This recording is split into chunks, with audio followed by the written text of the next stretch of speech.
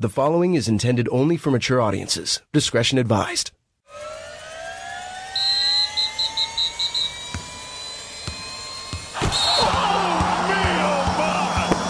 This is the Detroit Sports Podcast Network.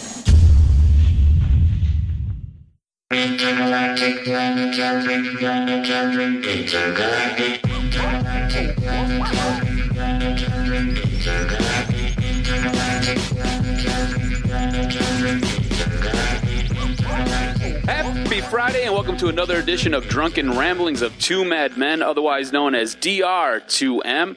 I am the Jock, and that's Double J. And today we've got a great show set up for you. We're going to be talking sex dungeons and sex cults. Jay's got the 411, and he's going to bring to you a French comic book. This guy's going super highbrow this week. On top of that, we've got the musical selection, and that looks like that's going to be pretty solid. But this week, we're going to start the show off with Ezekiel Elliott. But before we get into that, Jay, what's going on, bud? Not much, man. Fucking episode 3. I love it. That's Super right, man. pumped Just about moving this shit. along. Yeah, I like it. Nothing's new. Just kind of, I worked all week for the weekend again. Yeah? That's what I've been doing all week long. That's right, man. I work, rack up some coins like your Super Mario, running through the worlds and sitting there hitting blocks for change and pretty eating much mushrooms and yeah, pretty much crazy yeah. flowers. Yeah. Oh yeah. All the time. Beating up the Goombas. Yeah. I worked off a pretty nasty fucking sunburn from this weekend, so that was awesome. Yeah, you showed me that when I came in. Yeah. And you look like you just got scorched. Like you were out in the sun all damn day. Yeah, it was intense. I didn't put any sunscreen on whatsoever. That was a big mistake. I thought just because, I have really dark skin that it would be okay this time. But, no, I came out of there looking like Spider-Man suit, so that was cool. Hit up some of that lidocaine aloe vera, so that helped for a couple days. And I suggest that for anybody that has a nasty fucking sunburn, because it really helped, actually. Yeah, that lidocaine, that's a lifesaver, especially when you've made one too many bad decisions. The new segment, I guess, that we're going to start with here, we kind of teased it a little bit last week, but what you drinking? Oh, I'm drinking, I think you pronounce it Tecate. Tecate. Tecate. T-E-C-A-T. It's a cerveza. We went to Sam's Club, and they had that variety pack. It had 4 different types of, Mexican beer in it. Mm-hmm. And it had 2 different kinds of Dos Equis, Sol, which I'm a big fan of, and then it had this kind. And I didn't drink this kind this weekend, so I'm drinking it now. Early reviews? I like it. Thumbs up, thumbs down? It's pretty good. It's like a better Bud Light. So it's not as much piss water. It's like Mexican piss water. So that's better, right? Yeah, it's like anything foreign's better, same right? Fucking colors too, and it has an eagle on it. So I just feel like it's going to be a strong beer. Yeah, it should be pretty good. But I'm 2 deep so far, so this is going to be a good episode. This should be interesting. All right, I wanted to start the show off this week talking about athletes and just some of their conduct and things that tend to get them in trouble, but it doesn't have to. And this has all started because this past weekend, Ezekiel Elliott, the Dallas Cowboys' breakout second-year running back, had another off-season issue. This time, it was alleged that he punched a man. Those reports later came out and were changed.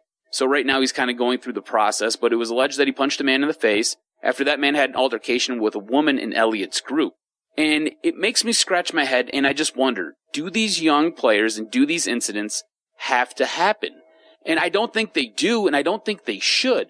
I think at some point, these athletes have to understand what's going on and what they have to lose. And Ezekiel Elliott's a prime example because this guy has had one off-season incident after another. This is already his 3rd. He's still being investigated by not only the NFL, but he's also being investigated by law enforcement for allegedly abusing his ex-girlfriend. On top of that, during St. Patrick's Day, he was on top of a float, and he sat there and he lifted up a girl's shirt, revealing her hoo-ha's there to everybody who was at the St. Patrick's Day parade. He's had a ton of off-season issues, and again, like I said, he's going into his 2nd year. So as a rookie, he had an outstanding first season. He was a stud, absolute stud. Now he's going into his 2nd year, and it's just red flag after red flag after red flag. And these things just don't have to happen. No, I mean, I hate to quote this man, but it's like LeVar Ball says, stay in your fucking lane. I mean, you're a pro athlete. Act like one. I mean, you're always going to be in the media's eye. You're constantly going to be under radar anywhere you go, especially since you've already fucked up because you're an idiot. And this is a big dude. It's not like you can't fucking miss this guy on the street. I don't understand what their logic is behind why I don't know if they're showing off or maybe they just get too drunk, and this is how they normally would have been even if they didn't hit pro ball. But I can't fathom what's going through their heads. I mean, even like just how they portray themselves in public. LeVar Ball's son, Lonzo. Every time I see him on TV, he comes in with his fucking hood up, and he doesn't say a fucking word, and he acts like he's this big badass. I don't know if he's trying to hide in his fucking father's shadow or whatnot, but if you're gonna be in the media like that, and you're going to portray this, I'm a athlete, and this is what I do, and I make a lot of money doing it, and everybody comes to watch me play games and do this and do what I do, then fucking act like you're making that money. And I don't think that in public they should just be running fucking wild.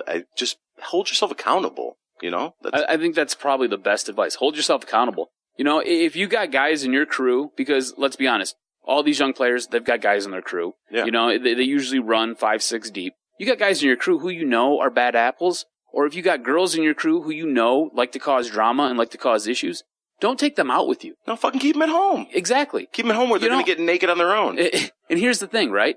If you're sitting there paying for everybody's tab, just go buy some bottles and throw a party at your own house. Right. You know, if you're going to interrupt anybody, you're going to disrupt anybody, do it to yourself. Right. You know, you don't have to act a fool out in public. And look, this thing, this whole issue right here that happened this past weekend, it's kind of sketchy because the story has kind of changed a little bit and different things have come out, but still, Zeke the Freak is in the middle of all of it again. And that's a huge issue, especially if you're the Dallas Cowboys. You know, you're leaning on this guy to sit there and be part of your future, part of your team, and you need him on the field. He can't get suspended for you. Right. He can't. You know, I mean, Darren McFadden's there, and that's great. But Darren McFadden's not what Darren McFadden used to be. Ezekiel Elliott is the weapon. I mean, and you know in public you're going to have people that are coming at you and trying to push that button a little bit. They're just going to push and push and push. And they're trying to get a reaction out of you. And you fucking know that. This isn't your first time doing something like this. And we've seen it time and time again in the past with just any athlete that gets a little bit too crazy and goes over the edge, or someone that's just trying to like show off a little bit. There's always going to be those people out there that are trying to push that button just to see how crazy you'll go in front of everybody. And that spells payday for somebody else. Oh, yeah. I mean, the moment you lay a finger on somebody. Oh, TMZ's making fucking thousands exactly. off that. Oh, yeah. Exactly. Just write me a check, bro. Yeah, write me a check. And that's why they're there.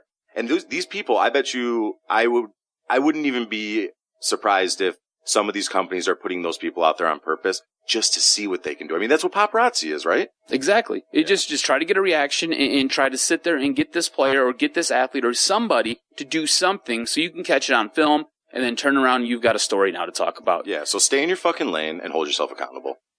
Look, I think these players, what they need to do, and this is just me looking at it from afar and being a very poor man who can't afford to have my own entourage, all right? Nor would I want my own entourage, but I can't afford to have one. Yeah, because then you'd have to be paying for my dumbass exactly, everywhere we went. You'd just be getting us in all kinds of trouble. But here's the deal.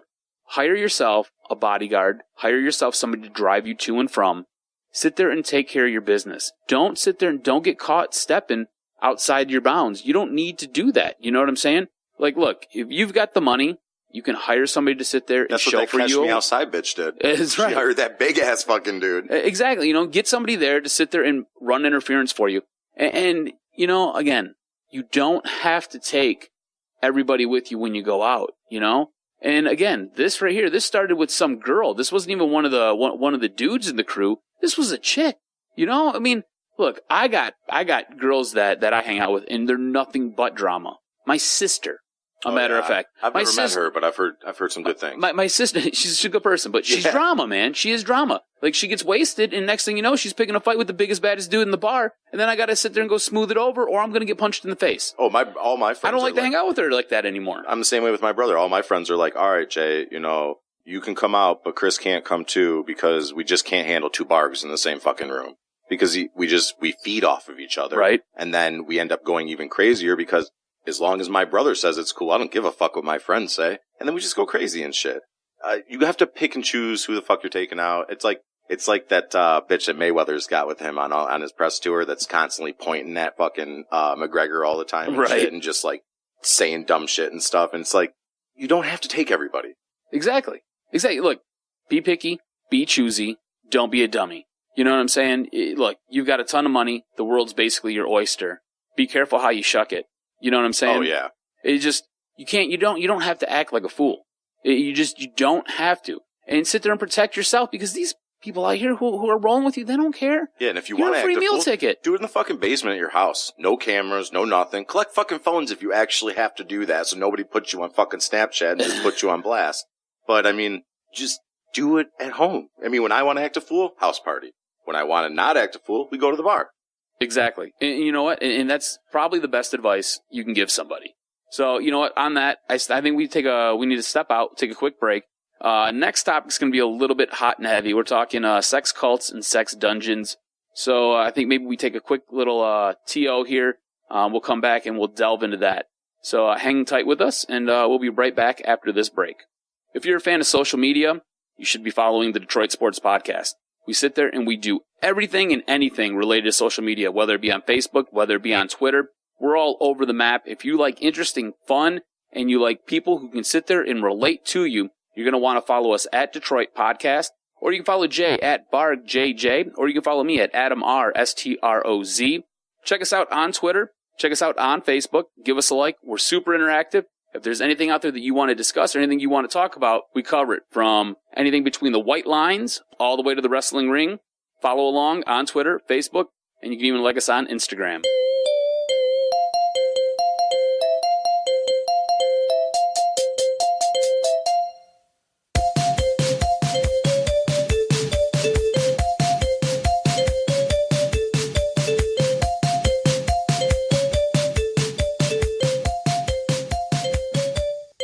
Oh, yeah, now. Welcome back. All right, so, big news this week. This fucking guy's in the news again. Again. So, it's being reported by several news sources that Robert, your boy R. Kelly, is running a cult where he keeps women brainwashed. And BuzzFeed did a great job breaking this article down. But it's basically, these women have come out and they said that you have to ask him whether or not you can eat, whether or not you can use the bathroom. Essentially, he controls every aspect of their lives, dictating what they eat, how they dress, when they bathe, when they sleep, and how they engage in sexual contact. And he records it all to show his boys. And he does all of this underneath the guise of helping them with their music careers or helping to get them famous. Again, R. Kelly. It blows my fucking mind. Like, you already did the whole, like, pissing on some underage bitch thing, and then you did the Trapped in the Closet fucking series where we already thought you were a fucking weirdo, and then you come out with this weird ass shit. I like R. Kelly. My favorite ringtone of all time is Ignition to Remix. It's been on almost every one of my phones until, like, recently. That was my jam in, like, 2001. Dude, I still play that shit all the fucking time because it's so good and everybody knows the words. But this asshole, what is he doing? Why? So apparently he's got them in Atlanta, in a house, a recording studio in Chicago, and then I don't know if he has an apartment in Trump Tower, which apparently there's one there. He's got them spread out. Yeah. So, like, whenever he goes somewhere, and then he's got this maid or au pair, or I don't know what the fuck she is, but she's just somebody that he hired that supposedly she's teaching these girls what he likes sexually. He doesn't even got to go in there and do anything. I don't know if any of this is true. I really fucking hope it's not, but I wouldn't hold it past him after all the shit that he's been in the news for in the past. I think 2008, I think it was, when he got in trouble for that video that he put out with that underage chick. And, why? Why is he doing this? Does he like to control women in a sexual way? Does he have a chemical imbalance, like my mom would say? Maybe he didn't take enough fucking vitamins when he was growing up. That's what it sounds like. It really sounds like he has to dominate women. And most of these women, he either meets them when they're just of legal consent. Like, it seems like he learned his lesson not to mess around with 14-year-olds or to pee on them. They're from, like, 19 to 22. Right. So he meets them. A lot of them, when the article I was reading, a lot of them, he'll meet them when they're 16, 17, depending on what the state is that he meets them in and what their age of legal consent is. Maybe that's why they can't leave the fucking state. That's kind of the thing. He ends up getting them young, and he kind of shepherds them along. He's grooming them. Exactly. And now some of these women are now 26, 25, one's 31. The one who, like you said, who basically teaches the other girls what he likes sexually. Right. She's 31. She's considered the den mother. Oh, okay, yeah. So, I mean, it just, this doesn't surprise me, doesn't shock me, because R. Kelly got off with a sweetheart deal when he sat there and he was caught red-handed videotaping himself pissing on a 14-year-old. Do you know what I'm saying? And that was 8 years ago, and he got off with 14 different counts of child sexual abuse. Right, which he should have been in fucking prison for, because, like, what are you doing? Exactly. And BuzzFeed was able to get a hold of an attorney who has sat there and done numerous deals that have gotten R. Kelly out of situations. And I say situations using finger quotes. And basically what it was is there are women who sit there and they're like, okay, well, we're going to go to the courts and we're going to bring a lawsuit against you and we're going to go to the media. And to avoid all of that, he forces them to sign non-disclosures and he pays them off. And this attorney said that there have been numerous counts like this. This isn't just a random thing that has happened. No, this happens often. This happens a lot. And we do a lot of these for him. And she couldn't go into any detail because of client attorney privileges. But there is definitely a pattern that is going on here. And it's all sexual, too, because he's even saying, well, from what sources have said, some of these girls have said, he is considered daddy. And they are the babies. Well, that's how you have to refer to him. You have to refer to him as daddy. Yeah. And I bet you go through this guy's fucking search history on his computer for porn, and it's just nothing but, like, girls getting their fucking face beat and shit, and, like, here, suck my fucking toe, you idiot, and shit like that, and just, like, just some nasty fucking shit on porn, man, because it seems like that's what he gets off on, because you have, when he got in trouble that one time, he's pissing on some girl. And now he's making the girls call him daddy. And it's all this, he's got to be in control, and he's the dominator in this. Yeah, he has to domineer them. This whole story is really, there's a brand new light being shined on it, because one of the victims, and I use the term victim loosely because we're going to hear some audio from her here in a second. Her parents had basically been out in front of this, trying to get her to come home, trying to get R. Kelly to essentially release her. She's gone so far to get the FBI involved. The girl's father keeps calling and kind of raising a ruckus with R. Kelly, and it is now kind of spiraled out of control. And TMZ ended up picking it up, and she did actually 2 different interviews with TMZ. So we're gonna play you a quick audio sample of what she had to say regarding her father and different situations that have basically been going on leading up to this, and just kind of listen to what she says and how she says it, because towards the end there are questions that she won't even answer, that she's not comfortable answering, and it's because she knows she's going to get in trouble from Robert Kelly. I'm 21. I'm about to be 22 in about 5 days. And I just mainly want to say that I'm in a happy place with my life, and I'm not being brainwashed or anything like that. You know, it just came to a point where it definitely has got out of hand. So, you know, I just want everybody to know, my parents and everybody in the world, that I am totally fine. I'm happy where I'm at, and everything is okay with me. So you are not being held against your will or doing anything that you do not want to do? Oh, no, not at all. I've never been feeling hostage or anything like that in that nature. Never. So why is it now that your family's coming forward and saying this, and they've asked for a welfare check and everything like that? Why do you think now? I personally, I don't really know what's going on with that, so I wouldn't want to answer that at this moment. The last time I spoke to my parents may have been about a good on and off for about a good 6-5 months. I haven't really spoken to them because of everything they've been causing problems in my life, about saying I've been hostage and being held against my will and stuff like that. Because I'm very heartbroken of what's going on with this situation, because it's getting to a point where it's getting too much out of hand. You know, me having to deal with this and me being 22 is just, you know, it's just not right. So I haven't spoken to them mainly in about 5 to 6 months, really. Okay. On and off.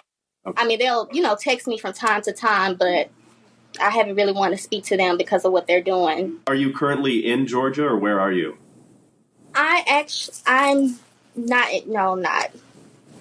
I wouldn't want to speak on that as well. Are you with other roommates? Are you free to go from where you are? No, I want to speak on that as well. So you hear it right there. Like, She sounds super uncomfortable just talking about it. It's almost like he has been telling her this speech for the last 2 months, so it's just drilled into her fucking subconscious. And now she's just repeating words that he says, I wouldn't want to speak on that. I wouldn't want to speak on that. Why? Why can't you tell us where you're at? Right. Like, the guy asked a simple question, like, are you in Georgia? Are you with roommates? I don't want to speak on that. I don't want to say. Something I was taught very young. Where there's smoke, there's usually fire. Most of the time, yes. And look, R. Kelly, since the time that he sat there and basically married Aaliyah inappropriately because she was 14, 15, right, wrote Age Ain't Nothing But a Number, Creep, and sat there, started way back, probably before then, all right, all the way up to peeing on a 14-year-old and videotaping it, to now. It's a lot of smoke, dude. You know there's just an inferno. He's got just some blazing fucking balls, man. Well, the thing is, he's got so much money, he just pays everybody off. And if you sign a non-disclosure act, that means he can take you to court and sue you. If they bring it up. Yeah. Unreal. So he's basically worked the system to his advantage, and he takes advantage of these young girls. And look, all this is alleged, but I'm just saying, when there's this much smoke, there is definitely a fire. Yeah, dude, this is blazing out of fucking control. I just don't understand it. So you have R. Kelly, he's got all these girls and shit. Like, he's not even a bad-looking dude either. I don't understand why, or maybe it's just the age thing, and nobody just understands it. Or just why, if you like it that much, just go get yourself an 18-year-old girlfriend, take her out to fucking dinner like normal people. I think it's funny because he's promising these girls with a music career, and I think that's hilarious because that's really all he has to offer them. Well, I mean, he can offer them money and shit, but he's a 50-year-old dude. Like, how sweet could his cock be? I don't understand. I don't know. But, again, it just, this is a scary situation because these girls are going there, and a lot of these girls, if you read what some of the parents have said, even the parents have come out and been like, we didn't see what the harm was. We thought he was going to help. And he ends up just manipulating them, and he just master manipulates them. So then Joyce Lasevich puts out another video where she's blasting her dad and basically telling him that he's the cause of all these problems that she's been having. Which I'm sure I'm sure R. Kelly told her to say that. Because he's grooming these girls. So anything that he says, they're just going to repeat because they're probably getting iPads and computers and whatever clothes they want and shoes they want. I mean, whatever an 18-year-old wants. So, like, money and beer because you can't drink it legally yet. So he gives them like cell phones. He takes their phone, gives them cell phones. You can only call him if you want to call anybody else or contact anybody else through a text message or whatever. You got to ask him permission first. It seems so scary and it's such a tricky situation. It just seems like R. Kelly's got some problems. So just listen to this. Hi, this is Joycelyn Savage, and I would like to direct this message to my family, but especially my dad. Dad, you know everything that's going on with the media and the internet, and what you have done is a complete disaster, and you need to stop. Because right now, I am fed up with everything you are doing. You're embarrassing me and the whole entire family. I am happy where I'm at and the people that I'm around, and it's getting out of hand, seriously. Because honestly, you know the situation that had happened that night when I went to meet R. Kelly. So I would like for you, matter of fact, I would love for you to stop what you're doing, because this is I can't believe you even went this far. I love you to death, but I need you to understand me. Please stop what you're doing. Please. She basically intimates that there was something else going on that her father is aware of. You can let your mind run rampant on what that might be and what those allegations might be. But again, it just comes off like R. Kelly is a sexual predator. 100%. It's just you could probably ask anybody in that field if R. Kelly's a sexual predator, and there would be no doubt in their mind. The guy's a fucking creep, man. He gets Creep Master of the Year. Creep Master of the Year. We're giving away awards now? Yeah, And for Creep Master of the Year. R. Kelly gets our first award, and it's Creep Master of the Year. Congratulations, Bobby. And she's not the only one. You know? Like you said, he's basically got these girls just stashed in different houses across Georgia and Chicago. Right. And then he's using them as his playthings, and as soon as they get too old, time for new ones. He cuts them loose. So what we got? So you got 18 to 22-year-olds. In 4 years, he's going to need a new stash of 18-year-olds. And then in 2 more years, he's going to need some more. And 4 more years, he's going to need some more. It's just going to be a repeating thing. Unless this asshole finally gets caught and we don't talk about money. You need a lawyer to just take his ass to court and say, fuck you, dude. I don't care how much money you have. You got to go away. Well, that's part of the reason I think why the FBI are now involved. Because again, these types of situations have been going on for so long. Now the FBI is looking at it, and look, when this becomes a federal issue, because you've crossed state lines. You're in Georgia and you're in Chicago. This is now a federal case. Oh, and they're not going to let this go. Exactly. So I think if they can build up enough evidence, the issue is getting the evidence. You basically need another one of those videos where he's caught red-handed. You need something like this.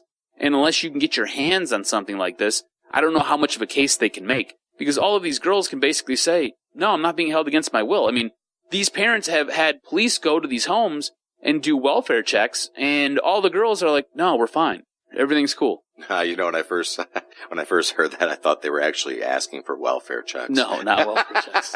like making sure they are A-okay. Yeah, I figured that out eventually. So yeah, but they need one of these girls to come forward and just testify and just say, you know what, this is what this creep fucker is doing, and I don't know how they're gonna get a girl to turn on him though, because I'm sure he's paying them off well. Well, that's the thing. You can't sign that non-disclosure act, and you can't take that money. And look, most of these girls, I'm assuming they come from a situation where the money would help them. Do you know what I'm saying? Even when they get out of their lifestyle living with R. Kelly, how many people are going to turn down $50,000? I'm not. Do you know what I'm saying? I'll let him stash me for a year for $50,000. Fuck it. That's more than, that's pretty good money just to here's a bunch of good food. Right. But I ain't going to let that 50-year-old dick come anywhere near my booty. Right.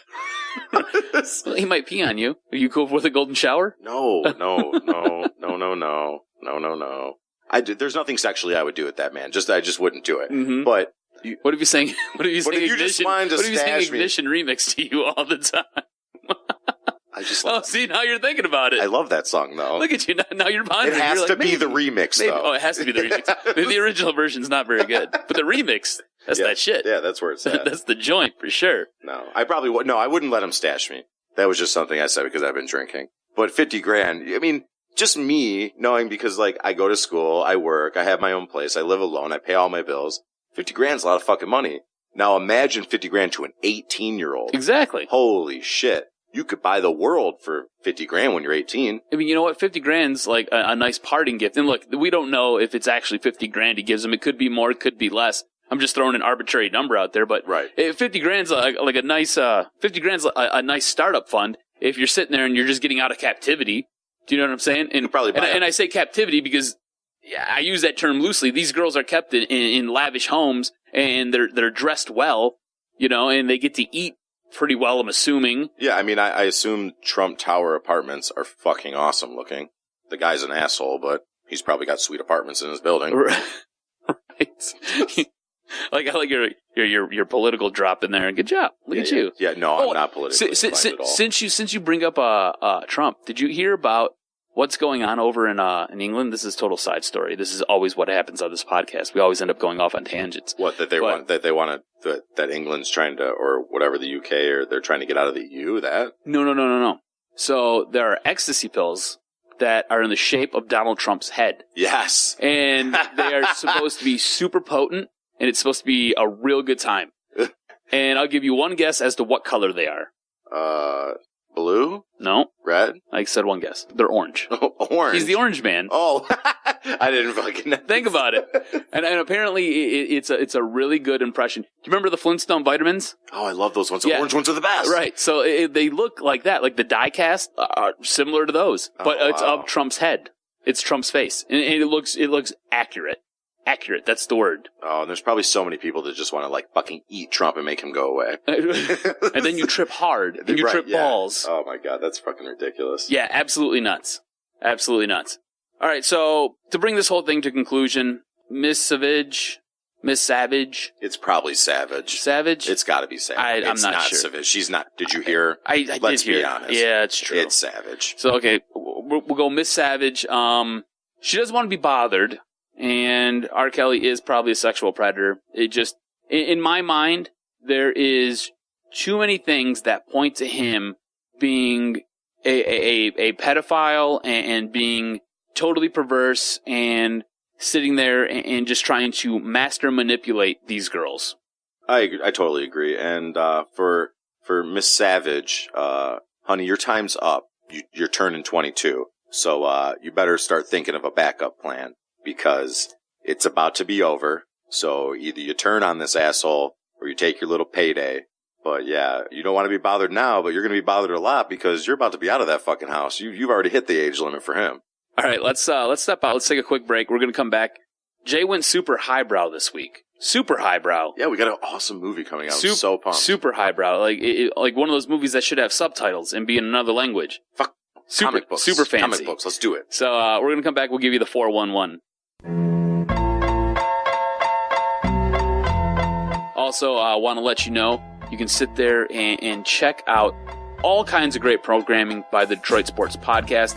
Look, football season's right around the corner. Lions hopefully will be making some big noises here. Jerry's going to hold you down with the Hindsight 20 that drops every Monday during Lions season. Also, you got Jay doing the Motor City Sports Rant.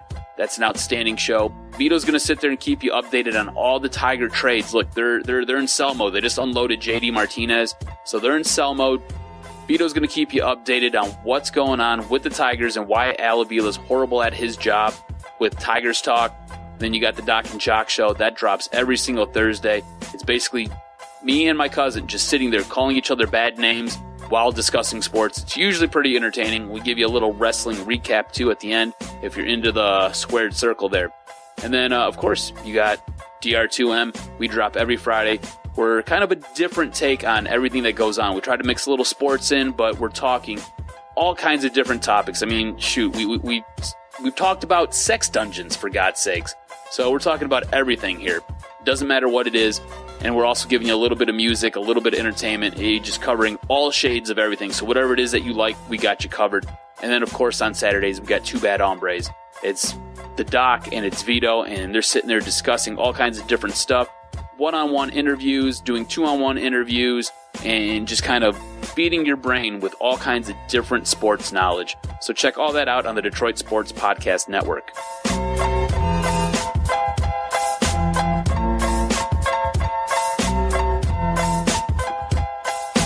All right, and welcome back. This week, Jay totally goes highbrow on all of us and basically takes a look at a film. It's based off of a French comic book, and this is what we call the 411. Hey, what's the 411, hon? What's the 411, hon? I got it going on, Hey, yo, hon. I got it going on, hon. What's the 411, hon? What's the 411? All right, Jay, why'd you have to go and get fancy? What are we talking about here this week? Valerian, it's cool. This is I saw this movie coming out, and they've been doing like trailers for it for a couple weeks now.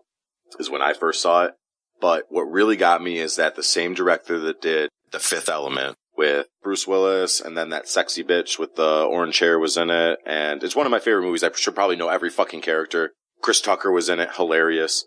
But he did this movie, and it's a take on a French comic book that is basically time and space, and I'm really big into comic books. I've never read this one, but I didn't even know this one existed. Not a lot of people do because it was mostly in France. I didn't even realize this was going to be a movie until you sent me some stuff over in show prep. And I was like, what the hell? I even sent you a message like, what the hell are you talking about? What is this? And then after I sat there and sent that to you, I did nothing but see the trailer for this all over the place. I don't know if it was one of those things where I just wasn't aware of it and I didn't realize that there was a trailer for it. And then once I was made aware of it, it's everywhere now. Or if they were kind of waiting, and they've all of a sudden just started releasing stuff. So I'm not sure what it was, but now every time I turn the TV on, it's on. Well, they have a huge fucking budget. I mean, they put a lot of money into it. So it's 197.47 million in euros, which comes out to about 225 million in our American dollars. That's a lot because they're only doing it in France. So they're doing all the production in France. He didn't want to have any of it done in the U.S., and that's exactly what he did for The Fifth Element. And back then, they had a $90 million budget.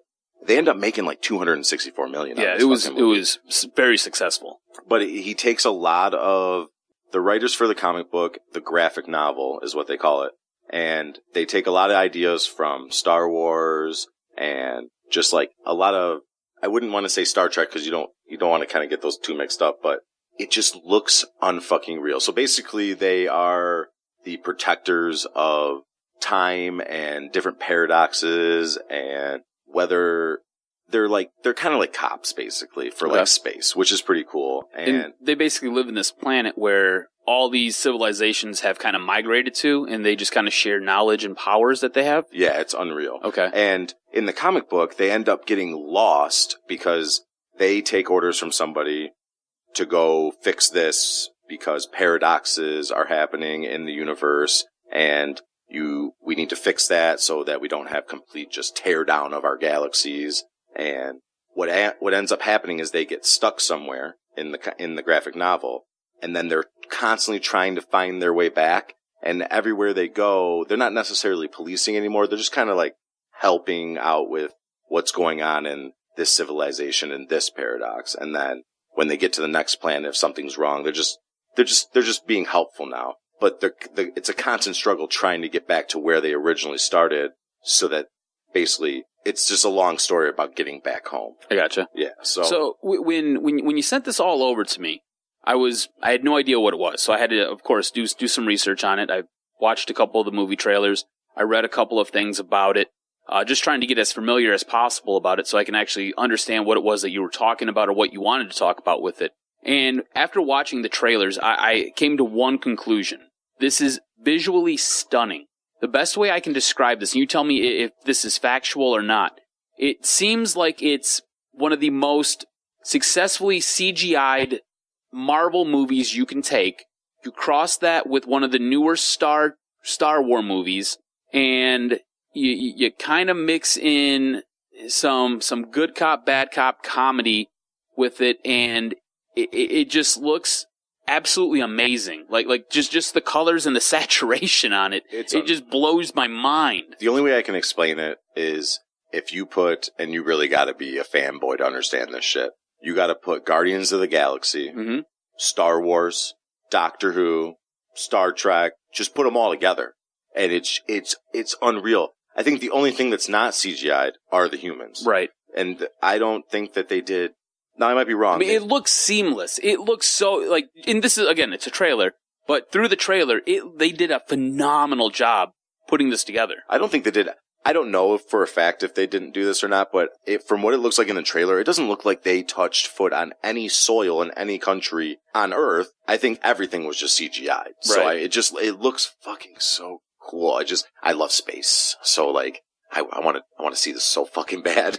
So is that what has made you super interested in it? Because when you sent this over to me, I mean, you gave me a rundown. You gave me some stuff that I could work with to sit there and try to figure out what it was that you wanted to talk about. Right. And I was like, wow, I was actually really blown away because you put some good effort into sitting there and really getting me pointed in the right direction so we could come on and we could discuss this. So is that what has you so interested in it? Yeah, it's just the space. So spaceships, guns that shoot different color bullets. And I mean, if I had one dream, it would probably be to be the first colonization on a different planet.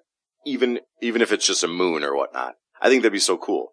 The Fifth Element was just fucking awesome because you're on a spaceship, you're going to different planets, you've got aliens, and the way that these people are dressing in the movie, that's what always grasps me. And then, I mean, I watch anything from Dark Matter to Star Trek. Right now I'm binge watching the first season of Star Trek from like 1988 with Jean-Luc Picard. I'm fucking pumped. I've watched like 26 episodes in like a week and a half. I love that shit. And Valerian is one, it's a comic book, so that got me. But what initially got me was when I was watching the trailer and it said from the director of The Fifth Element. And immediately I was hooked because that movie was good. And if it involves space, corporate war, or mercenaries, or jumping to hyperspace, or anything to just those relative terms, I'm all for that shit. All right, I gotcha. So like you said, you basically broke down how expensive this movie is. In US dollars, it's $225 million. That's a huge expense for a movie production company to put out for a film. Does this scream box office disaster to you? I mean, like I said, I didn't even know what this was when you sat there and you sent this over in some show prep. And then I didn't even see a trailer for it until probably middle of this week. So I didn't even know it existed. And you're telling me that this thing has a budget of $225 million. Well, Luke Besson, the director, he came out and said the majority of the money they see to make on this will be from France. Mostly because it was a comic book graphic novel that was distributed in France. It was made by the guys that actually wrote the comic book and like learned a bunch of stuff about like writing graphic novels and stuff. And when they went back, they originally were going to do like a Western comedy graphic novel. And then they kind of like seen that wasn't the way to go. And they said, let's do sci-fi. And it was a big hit. I'm not sure. I know I read it somewhere. I Wikipedia'd this shit because I'd never read the comic book. I've never even seen it actually. But as soon as I seen what it was about, I was like, this has got to be good. And he said majority of the money's going to come from France. And then the only thing that could really ruin it is that we have so much sci-fi going on right now that this could be another John Carter from Disney. Right. And that would really suck. And did you like John Carter? I did. I like John Carter. I thought it was a pretty good movie. But I like shitty fucking movies. I love all shitty movies. I like the Final Destination, Spirits Within. Oh no. That was a completely it wasn't even CGI. It was like animation CGI. And it was all animated, but I love that kind of stuff. So I'll watch any shitty movie. So you love crappy movies? I love crappy movies. Well, the problem with crappy movies is you watch them for 10 minutes and you're like, fuck, now I have to finish this goddamn movie. And then it comes on TV because it was a shitty movie. And you're like, fuck, I got to finish it again. What's the thing? Anytime John Carter's on, I always get sucked into it. You get sucked in. Or then Mila Kunis and Channing Tatum did that. Oh, Jupiter Ascending. Jupiter Ascending. I was going to ask you about that. God damn it, that movie was fucking bad. and I love Mila Kunis. Every time that movie's on, I gotta watch it. I love Mila Kunis, and I like Channing Tatum. I think he's funny as hell. The motherfucker can dance. And I like both of them. And it's about space, and that fucks me up because, like, I just want to, and it's so bad. I was trying to explain that movie to a buddy of mine. He just looked at me like, what? Huh? Yeah. And that's the problem. You have all these just kind of random sci-fi movies that come out, and it's either going to be big or it's not. The story has to be awesome. Rihanna's in this movie, but I heard she's only in it for like 10 minutes. Right, she makes a cameo. So, Ethan Hawke's in it, Rihanna's in it, Cara Delevingne, I can't say her fucking name, I can never fucking say it, Herbie Hancock, and there's a lot of people in the movie. It's not really coming out with any other movies though, so that's kind of good. Right. So we don't have Star Wars until December. Black Panther doesn't come out, and I think it's this fall, or it's next year. Infinity War isn't coming out until next year. Mm-hmm. So it doesn't have a lot of... There doesn't seem to be a lot of competition for right now. So I think that's why they did that too. They wanted to not have competition for it. And plus, they're really appealing to the French audience. Right, I was going to say, so they're expecting to possibly have a soft market here in the U.S., but France is what they're looking at to carry them and possibly the rest of Europe. So they're hoping maybe worldwide numbers, especially in Europe, will sit there and kind of tote this film along and really help them sit there and break even. And anything that they bring in from the U.S. and maybe other countries, just kind of icing on the cake then for them. Yeah, so if you're one of those guys that likes to look up what they did in the box office on this weekend, don't look it up in the U.S. Right. Look it up in France and see how much money they made there. And then do the little conversion from euros to dollars or whatever, because that's going to be where the money comes from. And I'm pumped for them. I hope they really do it because the movie looks good. The trailer looks fucking fantastic. It does. It looks really good. If the story's not good, it'll be shit. I'll still watch it. I'll probably like it. I'll probably torrent it because I don't buy movies. Right. I do that shit illegally. Be careful doing that stuff. Yeah. I got caught up with a couple lawsuits. No, I haven't done that in a while, but yeah, I mean, everybody does it. Right. So speaking of all things nerddom, all right, I just recently, and I've been in the process of binge watching Iron Fist on Netflix. Oh, I'm not a Netflix Marvel fan. Okay, all right. Then I'll just scrap what I was going to ask you. I like all the storylines, and I really like the characters because they all come from comic books, obviously. Mm-hmm. And I watched the Disney cartoon with Spider-Man, and mm-hmm. Iron Fist is in it, mm-hmm. and you have all those characters. I guess I just never got into it. I heard they're really good, though. I mean, have you watched them all? Jessica Jones is outstanding. Both Daredevils are great. Well, they're supposed to do a Punisher, and Luke Cage was a little bit slow at times. I thought it was good, but it was a little bit slow. Right now, I'm in the middle of Iron Fist, and this is what I wanted to ask you if you watched or not. Iron Fist got crushed when it was released. They changed a lot of stuff from the actual origins of what the Iron Fist was. Yeah, I heard he didn't even wear a mask, and he didn't fly. Right. A lot of things have been changed. So I guess if you're a huge Iron Fist comic fan, this isn't going to hit home for you. I'm not really a huge Iron Fist comic fan. Again, like you said, Iron Fist I know is from the Disney Spider-Man show. I've never actually read the comic, and nothing to do with Iron Fist. He's always one of those ancillary characters for me. Watching this, I actually enjoy this one. Like I said, Luke Cage was a bit of a struggle for me to get through. Okay. It was just long, it was drawn out. I felt like a lot of things were boring. I mean, I'm now on episode 8, and I basically have watched it maybe 3 days. I'm on episode 8, so it's whenever I have a free second, I can sit there and turn it on. Have you seen Jessica Jones? I heard that was good Jessica too. Jones is great. Well, the Purple Man in Jessica Jones is David Tennant. Yeah. That's my boy. That's your dude? That's the 10th Doctor in Doctor Who. Oh, okay. Oh, that's my shit right there. I love him. Okay, all right, I gotcha. So, apparently it was just met with a lot of awful reviews. Iron Fist was. And Netflix sat there and they released all these awards, and I don't know if it was Rotten Tomatoes or who it was, but they basically went through and they listed the 10 worst Netflix series on Netflix, and Netflix released. And Iron Fist was number 1. Number 1? Number 1. It was absolutely brutal. And this is one thing where I'm disconnected with whatever that audience was, because I actually enjoy this a lot. And I was just wondering if you've ever had anything like that where you were totally disconnected from whatever else everybody else thought about something, and you absolutely loved it. Now, I'm not going to go as far as to say I absolutely love Iron Fist. I'm just enjoying it a lot 8 episodes in. Right. There's a lot of shows like that. Well, I watch a lot of different, mostly my shit's sci-fi. Obviously, We've already made that clear. But you'll have people that love Star Wars and they don't like Star Trek. Mm-hmm. And I'm a Trekkie and I like Star Wars. And you like Star Wars. So I'll watch all the old stuff. I'll watch the stuff with Shatner. I'll watch the stuff with Jean-Luc Picard of the Enterprise. But mostly, so I know like 3 people that like Doctor Who.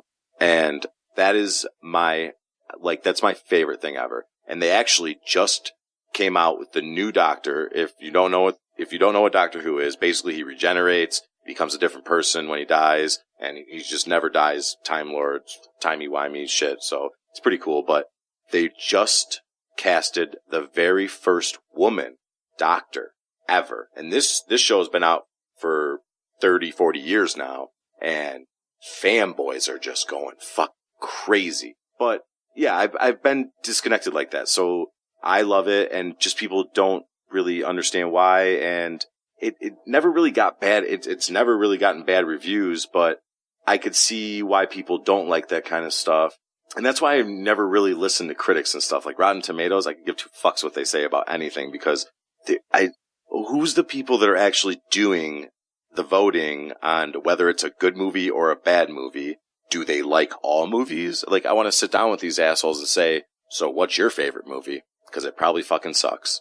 I gotcha. All right, well, I was just kind of curious about that, because I was really taken aback by how poorly it was rated. And I do remember when it first came out, there was a lot of backlash with Iron Fist. So I just was wondering if you felt that way with anything. And I didn't realize that you didn't like the Netflix Marvel series that's going on. I guess I never really gave it a chance, though. Like, I never really watched it, but I don't like Agents of S.H.I.E.L.D. Okay. And that's Marvel. I think they're done with that now. They're doing something new. Yeah, I didn't That's really going to be like Inhumans. And oh, yeah. So it's going to be similar. It's a crossover type thing. Well, but they're done with Agents of S.H.I.E.L.D., I believe. Marvel fucking ruined that for me with the main actress. She's just like, the second I looked at her, I instantly got angry, and I don't know why. She's smoking hot, and I don't think she was a good actress. I've watched some pretty bad actors and actresses, but this bitch, I just can't, I can't watch her act. And it just gives me the cringes, and they just took that show so fucking far. I watched it for a few seasons because I'm a big nerd, so I'm gonna watch it, but I didn't really like Agents of S.H.I.E.L.D. And ever since, so basically my whole reasoning for not watching Netflix Marvel series is because I didn't like Agents of S.H.I.E.L.D., so like, what the fuck is Marvel gonna do? But I love Marvel movies. I would give it a chance. The Netflix series, they're generally really graphic. quite gory. If you're into the blood and guts Do you have stuff. to watch them in sequential order? Should you start with Daredevil? I would. Here's the thing: they all tie in together. They're all. So you know how. So it's like Arrow, Flash, and Supergirl. You should probably watch them in a certain right. order. Okay. Here's the thing: in the end, they're all going to tie together this August. They're releasing a new one called Defenders, and it's going to be Daredevil. It'll be Jessica Jones. It'll be Luke Cage, and it'll be Iron Fist. And I don't know if they're going to bring the Punisher in. The Punisher was supposed to get his own series, which would have been totally awesome because Netflix has done such a good job, especially with Daredevil. They actually did that. So they did. I don't know about it, or it hasn't been released yet. So I'm not sure where they're going with it. But they one common enemy, and that's the Hand. Okay. So I would start with Daredevil, work my way through Daredevil, cross over to Jessica Jones, and then hit up Luke Cage, and then hit up Iron Fist. Yeah. I would give it a shot. It's really, really good. Cool. All right, what do you got going on for music this week? Ooh, Demi Lovato came out with a new song, and it's a club banger. I like it a lot. Looking like revenge, feeling like a 10, the best I ever been. And yeah, I know how bad it must hurt to see me like this, but it gets worse. Now you're out here looking like regret, ain't too proud to bet. Now payback is a bad bitch, and baby, I'm the baddest. You fucking with a savage, can't have this, can't have this. And it'd be nice of me to take it easy. Baby, finest is the way to kill. So that dropped on July 11th, and I like it. So it's basically, she said it was for the haters, and it sounds like she's talking about an ex, but it's not. In all reality, it's just for all the haters. And she's basically saying, I'm sorry, your life isn't where it is, and mine is, so fuck off, I don't care. And the whole music, she's doing a music video, and it said that Wiz is going to be in it, and Paris Hilton's going to be in it, and the whole atmosphere of the music video is going to be about, she threw a party a couple months ago, and it was like super random and crazy, and so that's what she wants the video to be like. And I saw like little clips of it, like you can go on YouTube and like look at what they've done so far, a couple seconds here and there. Music video looks cool, so it should be fun to watch. I like Wiz. Paris Hilton's pretty hot, so I'll probably watch it. So you're not complaining? No, I'm not going to complain. And I like the song. I listened to it the first time and I was like, okay, it's Demi Lovato, like she was on Barney with Selena Gomez, and she's a Disney chick, and I was like, this is okay. And then I listened to it again, and then I listened to it again, and I listened to it again. It's almost like I taught my brain to like it, but it sounds good, and the bass hits pretty good, and it's a club banger. So, all right. Well, what do you got up this weekend? This weekend, I'm laying low this weekend. I am staying home, doing nothing, kind of just, I think I'm gonna have some friends over maybe, play some Super Mario Bros. I've been playing Smash Brothers lately. Super Smash Bros? Like GameCube. Really? Yeah. You still have your GameCube?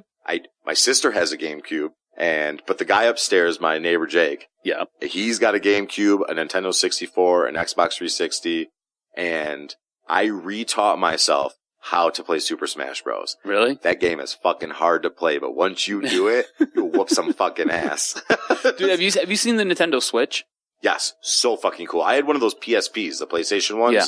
And the Nintendo Switch is sweet. It's almost like it's a Wii and like a Game Boy at the same fucking time. Yeah, I want to get one so bad. They're expensive. They are, and I can't find them anywhere. Really? Yeah.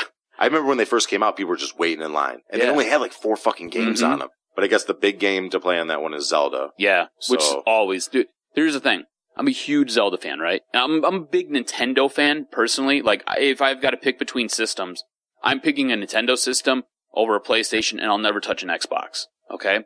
So, I absolutely love Nintendo. Zelda is my deal. Like, I've got, like, all the Zelda games. Well, our buddy Shore has a Switch. Yeah. With Zelda on it. Does he? And it's fucking beautiful. Is it? I mean, just the graphics are unreal. The music's good. I mean, Zelda was always one of those games when you played it, you enjoyed having the volume up. Do you remember Arachnid of Time?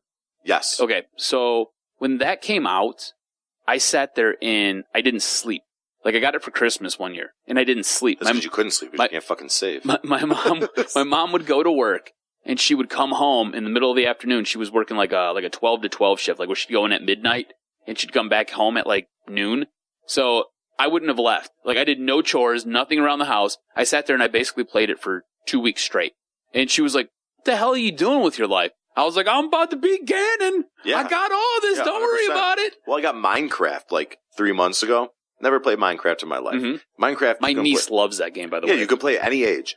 As soon as you start playing video games like Minecraft, you can do. It teaches you how to build. It expands the mind on like what you can create anything. Literally, the world is your own and it's fucking endless. There was days I was coming home for lunch from work and getting on fucking Minecraft because it was that fucking good. I mean, I'm making this badass mansion with a fucking wheat field, and I'm over here taking a fucking diamond like laced axe, and I'm doing 1 block at a time, trying to get my wheat so I don't fucking die because I'm in survivor mode. And games will do that to you. You find a game that you like, and it will consume your fucking life. Just take you over. Yeah, I'm like 3 weeks of Minecraft, and I was like, okay, time for a new game. Need to put this down for a minute. You remember when Pokemon Go came out? Mind you, I'm like the one guy who's still playing Pokemon. You still play Pokemon I Go? I still do. Have you catch a Charizard yet? Yeah, I've got 2 of them. I've got like 3 of them. I don't know. Yes. I've got a bunch of those. I remember when they released one Pokemon at like in Times Square, and it got rowdy. Yeah. So like, I'm like the one guy still playing Pokemon Go. But I remember when Pokemon Go came out, like I was glued to my phone, right? Like walking around me and my wife would go for walks because she was the one who got me hooked on playing it. So we would go for walks around my block. My mom played it, lost weight just from walking around the fucking block, catching these things. She doesn't even know how to fucking say their name. Right. She's like, what's a Pikachu thing? And I'm like, oh my God, just go on your fucking walk. Like, what are you doing? Yeah, dude, it's like, I almost got into a couple car accidents because I eventually figured out you can just drive and catch stuff too. Yeah, let's not talk about that. Yeah, but what gets crazy is you stop at a stop sign, you're trying to catch a fucking Pokemon, the guy behind you is beeping, like, fuck you, asshole, I'm trying to catch a Raichu over here. This has happened. This has happened. This video game's taking over your life for no good reason. Oh, I love it. All right, man, you ready to get out of here? Let's do it. All right, hey, hit us up on Twitter. Check us out again, Detroit Sports Podcast. You can check it out at Detroit Podcast on Twitter. Check us out on Facebook as well. Jay, where can they follow you? Dude, hit me up on Twitter. I have no friends. At BargJJ. BARGJJ. I have no friends. You'll follow them back if they follow you, right? Always. I will always follow back. I have no followers. I have like 10 people, and some of them are bots. And you can follow me at AdamRStroz. We'll see you when we see you. Peace. Bada boom! Realest guys in the room! Damn it. It must hurt to see me like this, but it gets worse. Now you're out here looking like regret. Ain't you proud to bet? Not payback.